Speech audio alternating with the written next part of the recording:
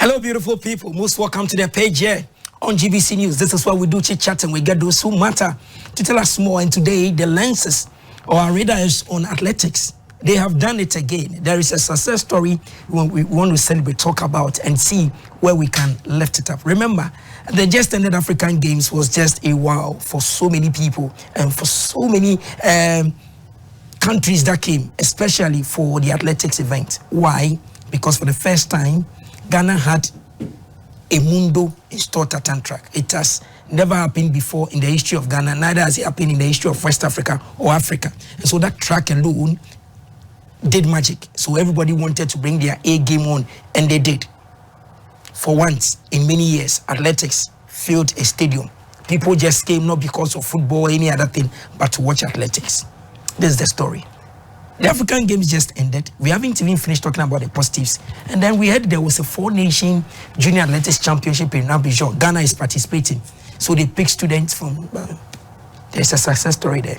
To help me really digest these things and really see where we are when it comes to athletics. Because in the past, there was a narrative that athletics was dead in Ghana. Well, you're in 2024. So many things are happening, and so no other person to help me digest and really get first-hand information about whatever has transpired in Abidjan. I have the evergreen, the president of Ghana Athletics in the house, Mr. Bawa Fuseini. Bawa, most welcome. Thank you very much, Joe. And once again, let me say congratulations. Thank you so much. It's all part of your efforts. It's a teamwork, collaboration between the association and the journalists like you and the stations like GBC and GBC Sports Plus. You guys have been doing amazing for us. Thank you very much for acknowledging our role. Yes. We hope to do it better, so we go. But just a quick one on the just ended 13th African Games. You have been to the African Games event not once, not twice. Yes. You've been there on. Have we ever had an African Games where 29 sporting disciplines were taking place at the same time? No, this is the first time. I've never saw an African game that filled the stadium to that capacity, that we even have a Mexican wave in the field, that we have the cluster of world and African champions in that particular game before. This is the first time. I've been to since 2011. I've attended African Games. The only one I didn't attend was the Congo one. Even in Morocco, that they were celebrating as a success, it didn't come closer to this one. Let me quote one of the African technical director, Aziz Dauda, from Morocco. He said, Bawa, this is the first time we had such an event in Africa in 3 decades. You don't mean it? In 30 years. Said they've never have such a euphoria, the organization, the equipment, the performance. Everything was just talking about until it didn't come on the silver platter. It came as a result of hard work and collaboration between the ministry, the association, and the LOC, and people like you, who has always been at our disposal. Whatever it was that we needed, either we do it ourselves. When we think that we can do it ourselves, we do it ourselves. Something that goes beyond us, then we go and seek permission, then we do it. And it was also partly due to the confidence the African Confederation of Athletics have in Ghana. Because they came with about 22 technical officials from Africa. 22? 22.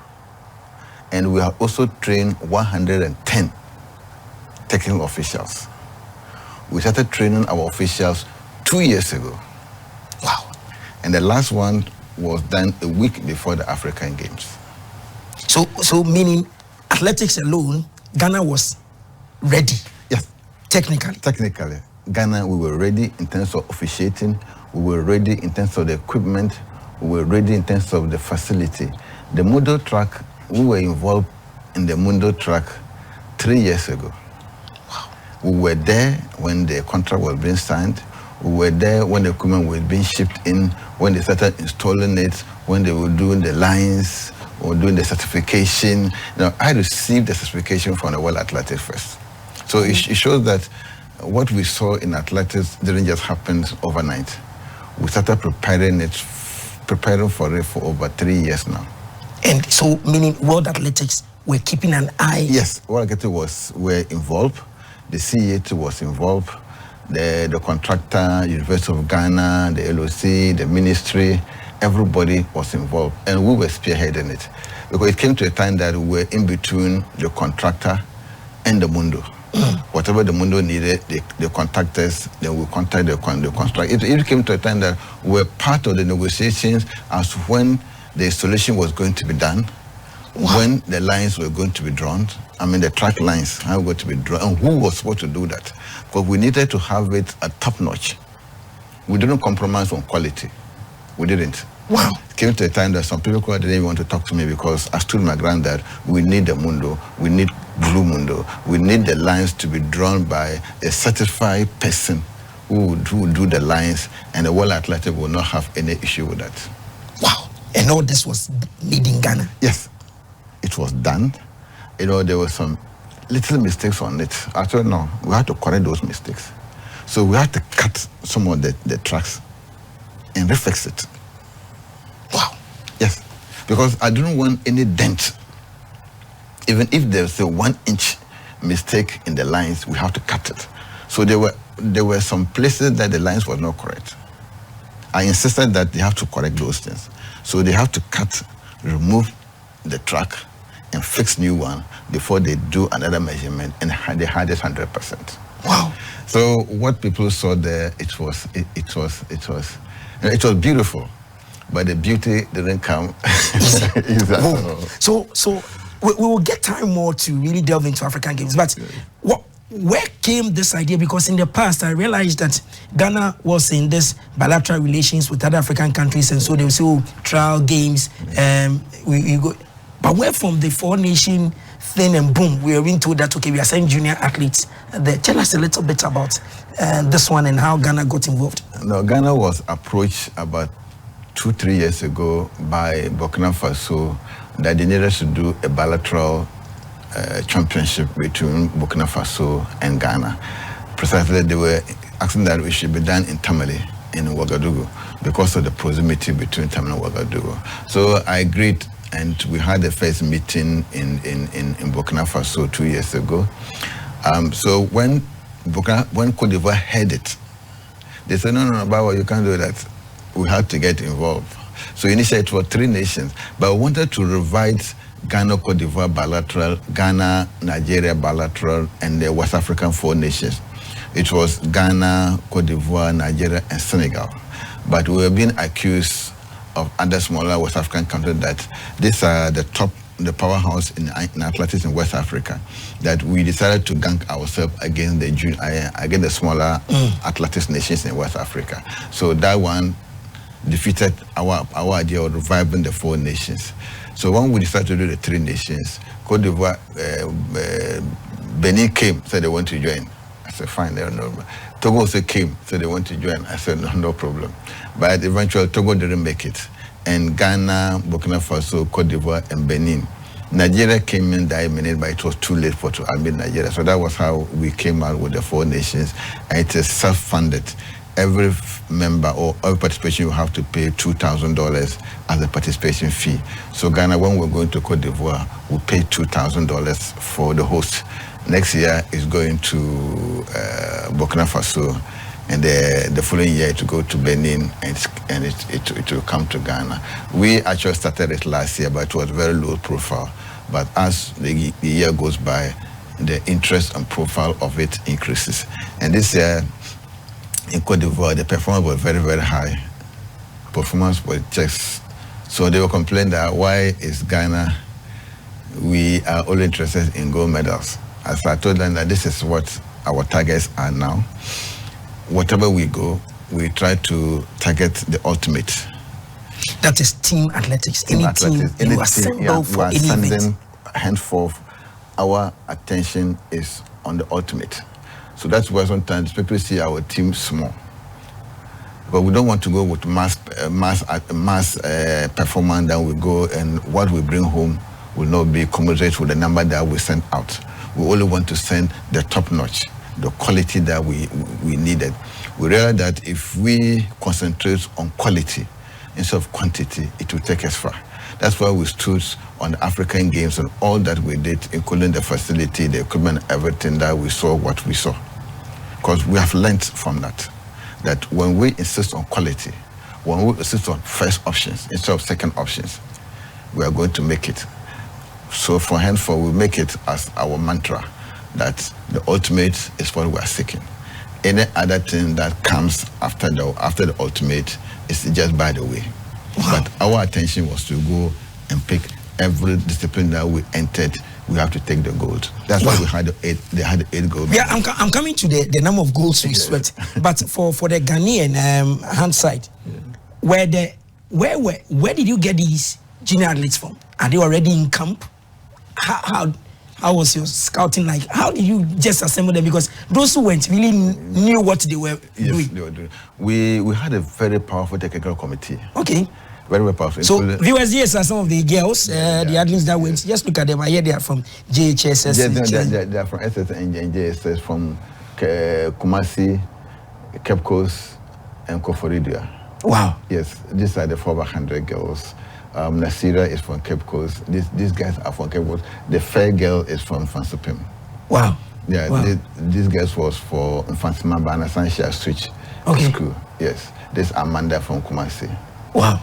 Yes, so we had a very good technical committee that does the scouting. Okay. They always go deep down the grounds to look at the performance of athletes, and they don't just make selection. They make selection based on the data that they have from the athletes and from their coaches. So when they present the list, we saw that it was a small list. It was about 17 athletes. It was 17 athletes. That they believe that, these people, when we go, they are going to do something. And they really perform. So people don't understand why sometimes when we come out with very steep qualifying standards, it has a purpose. So it's not that Bawa is sitting somewhere. No. Bawa and Charles Sesibe, Filipina Frimpong. We don't do the rest. We don't do selection. People pick because you are my friend. So no. We don't have hands in selections. You are saying it on authority that GA president doesn't have a hand. No. We have a very powerful technical committee. Interesting. They do the selection, even though they present it for approval. But almost all the time, we approve it. Because if you want to approve the technical committee list, you have to also advance a superior argument. And they have the data. The data that they use in selection, the same data that I have. So if they bring it, I look at the data and I look at the performance, they're always right. But in this country, there is this school of thought that no coach will bring a list for a national team and the president will not take players out and add this one. No, we don't do that. You see, Theo, in athletics, we don't interfere with coaches. You mean this administration? Yes. No. You came to inherit.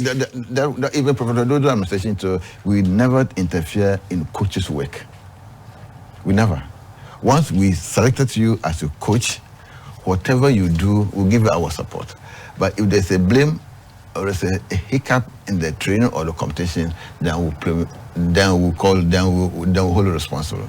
Because if you impose athletes on the coaches, or if you try to tell the coach what to do during the competition, whatever happens, you tell you have caused it. Because I was doing my own thing, then you came and told me I should do A, B, C. So you cannot fault me. So that's why sometimes when technical issue happens, people initially blame the administrators. But when they go deep into it, they say the administrator has no hands in it. Okay. So many things. I can cite you so many examples, like what happened in Birmingham. People were heaping the insult on me. We were doing so many things on me. Until the change of name. The change of name. And Ghana was disqualified. Disqualified. It was purely on technical issue. Not Bawa. No. I don't have hands in that.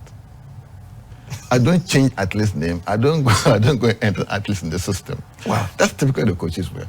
My work at that time was administrative. If there's something that they needed to do at the World Athletics, because they didn't have accreditation to go to a World Athletics office, I go there. There's no done they should go to do between the CDM and the team, I have to do that. But the handling of athletes, who should run in what leg, who should start or who should finish, is the purely coaches. I can't go and tell coach, don't let this guy run the second leg or let this athlete anchor. I'm not a coach. I don't have the expertise. My expertise is administration. Interesting. Now let's come back to the juniors event. Yes. And so at the end of the day, it was a 2-day. How many days? The 2 days event. A 2-day event. At the end of the day, how many medals did Team Ghana bring? And break it down for us. Team Ghana brought 11 medals, which out of which 8 was golds. 11 medals and 8 of them golds. Yes, that's what I was telling, that we're just aiming at the ultimate. 11 golds, including both relays.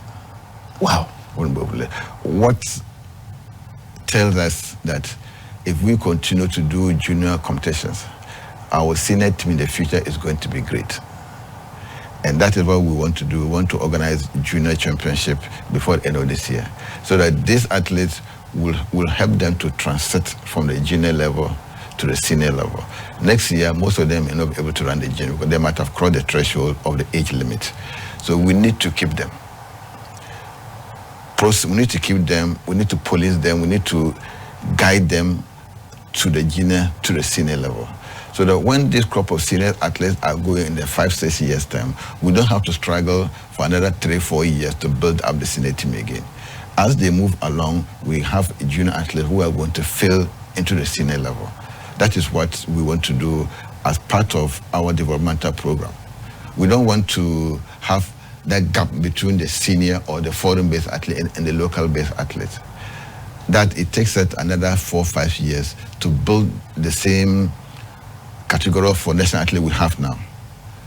It was a time came that there was that gap. The foreign-based athletes were doing so well, but the local-based athletes were not doing so well. So when the foreign-based athletes were fading up, to get somebody to replace them was even a difficulty. But since 2008, 2018 up to now, we're able to fill that gap. So you see that the more athletes that we have at the senior level, and the more the performance are coming, we want to continue with that process.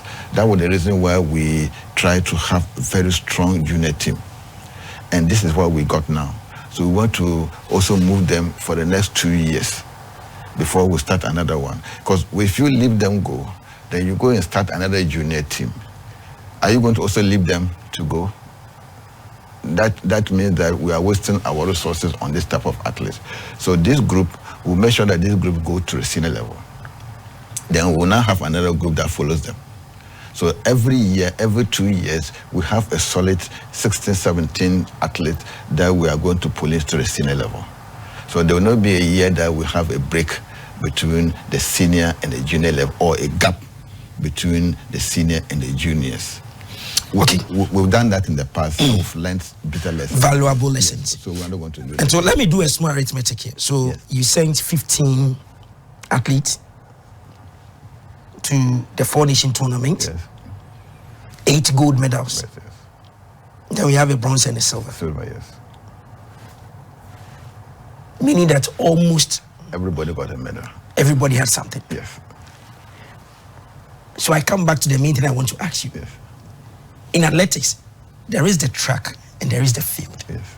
So with the 4-nation, where was the concentration for Ghana athletics team?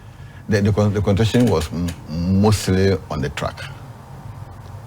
Okay. It was mostly on the track. The reason being that to train the field event is much technical, challenging than the track event. So we have identified a few of them, even one athlete to do heptathlon. That one too, it takes a time for us to develop that athlete. But this one, the concentration was more on the track and few of the field events.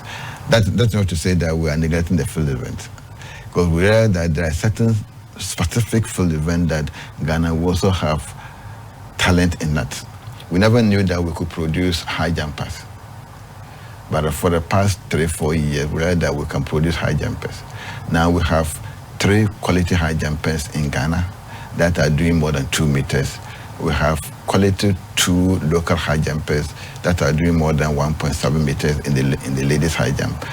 we are also discovered a lady who will do hammer from Ghana Armed Forces.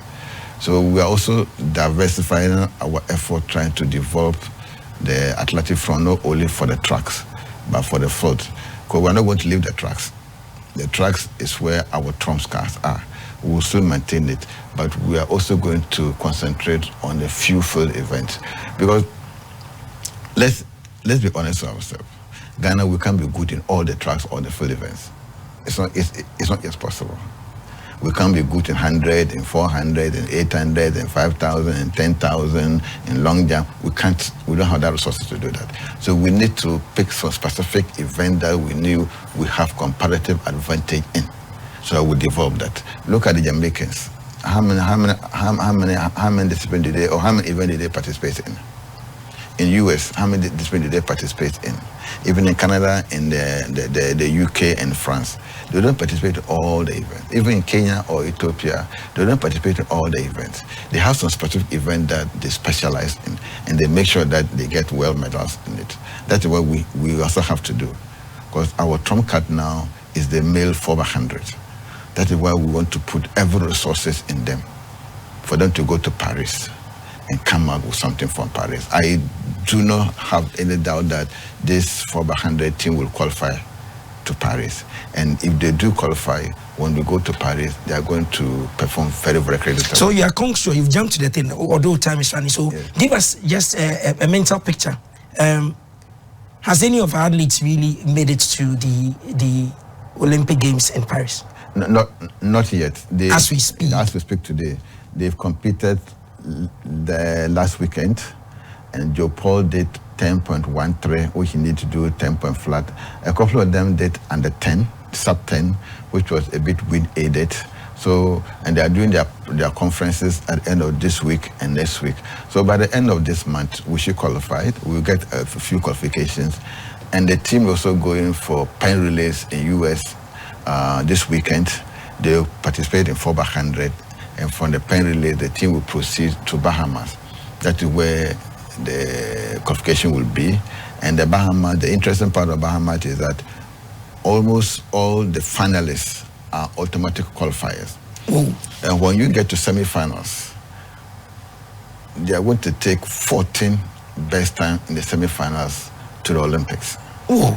So if you get to semifinals, you are 80%, 90% sure that you go to the semifinal. You go to the Paris Olympics. Out of the 16 countries, they are taken only 2 out of the 16 countries that will go to the finals, and the 14 will go to the Olympics. That is very critical for Ghana to be there, because if we miss the Birmingham, if we miss the Bahamas release, it means we are going to struggle with only 2 slots for the whole world, which is even much difficult to do. So if we can't get the 14, is it the 2 that we can get? So it's just imperative. It's compulsory that, no, not necessarily compulsory, but it's very imperative. It's very, very necessary that we go for the Bahamas, so that we pick the slots first for the relays, and the individuals who also pick their slots coming weekends through May, because we just started the outdoor. We have up April, May, even up to June for the qualifications. But there is so much hope that our athletes are going to qualify more than 3. Wow, interesting. And so you had it first year, Ghana is still sure that we'll get athletes for Paris 2024 Olympic Games, and it's just around the corner. And so cross our fingers and pray for them, and then pray for leadership of Ghana Athletics, so that at the end of the day, we all smile, we watch it live on GTV Sports Plus, everything that will be happening at the Paris Olympic Games. And then you see our Ghanaian athletes also there doing it. We'll get more time to throw more light on athletics, because now it is no more dead. It is no more in coma. Athletics is alive. And so very soon they will be doing their junior championship and the national championship. So bring them here to really come and talk about it. But remember that indeed there is hope for Ghana sports, and athletics is really gearing up, or it's ready to best out. Let's wish them all the best. Thank you very much, Bawa, for your time. And then thank you everybody for doing the watching. You yourself, thank you very much for doing the watching. And so if you want more of these, when you go onto my YouTube world, Theo Sampa, on YouTube, you see this interview there. You can listen again and then pick the positives out, and also we'll play it back in the evening for you as well. And so do enjoy the rest of our programs here on GBC News. Bye for now.